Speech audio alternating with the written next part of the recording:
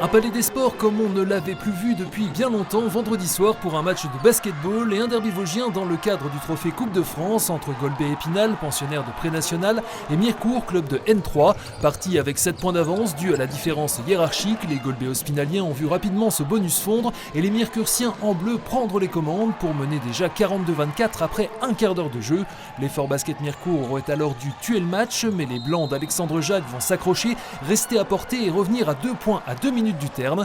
Les coéquipiers de l'ancien jettiste et capitaine de l'ASGE, Loïc Gigant, seront finalement les plus solides dans le Money Time. Victoire étriquée mais logique de l'EBM 90-85 face au BCGE de l'ancien Mirecourtien Johan Jacques. C'était dur, c'est vrai qu'on a eu une belle opposition face à nous. On savait qu'ils allaient se battre, mais ils nous ont tenus tout le long. Pour le peu d'écart qu'on a eu, ils ont vite remonté. C'est une victoire qui fait du bien et face à une belle équipe de pré-national. Johan, vous êtes content de vos joueurs ce soir? Ouais, très, parce que on nous promettait l'enfer avec ce match de Mirecourt. On va pas se mentir, hein, ça fait partie des très belles équipes de National 3. Donc nous, ce soir, au-delà du score, on a rempli le palais.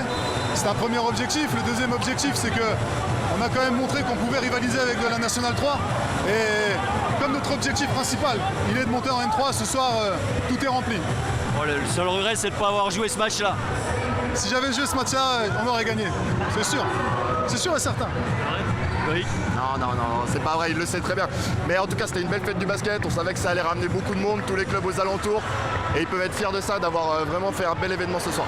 Retour au championnat dès samedi pour Mirecourt, actuel 3e de sa poule et qui recevra Saint-Maur. Le BCGE, invaincu en championnat, devra lui attendre la mi-novembre pour tenter de poursuivre son sans faute.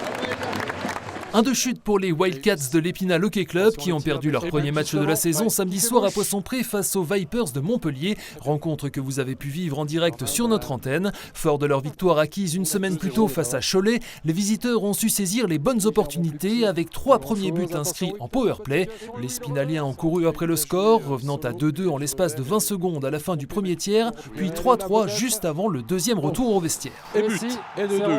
Et voilà le feu spinalien. Les visiteurs seront toujours aussi efficaces dans la dernière période avec 2 nouvelles réalisations dont une en infériorité numérique. En l'absence du titulaire Antoine Bonvalot, blessé à l'épaule, le vétéran russe Sergei Korochoun, 42 ans, a dépanné mais a affiché ses limites à ce niveau, alors que son alter ego hérolté, Wilim Rosandic, aura tenu la baraque en fin de match durant de longues minutes, ne s'inclinant qu'une fois en double infériorité numérique sur la réduction du score de Preston Ames.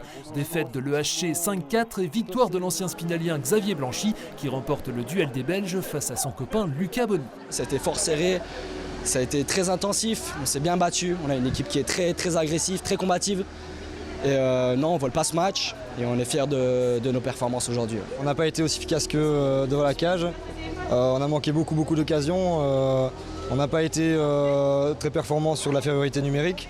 Donc on va arriver à l'entraînement la semaine prochaine et on va commencer à travailler beaucoup plus fort. À suivre pour Épinal, un long déplacement à Nantes samedi prochain avant de recevoir les Gothiques d'Amiens, pensionnaires de Ligue Magnus, mardi 1er novembre en 8e de finale de la Coupe de France.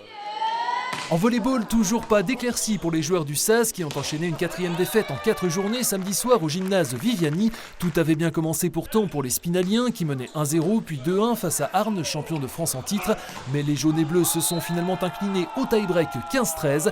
Épinal a tout de même pris 1 point mais reste lanterne rouge de sa poule. Suite dès samedi chez l'avant-dernier Chalon-sur-Saône. À noter toujours en élite la très belle opération en revanche des Louves de Saint-Dié, victorieuse 3-0 à Bordeaux. Les Déodaciennes sont en tête de leur groupe à égalité de points avec Évreux et recevront Rennes samedi prochain.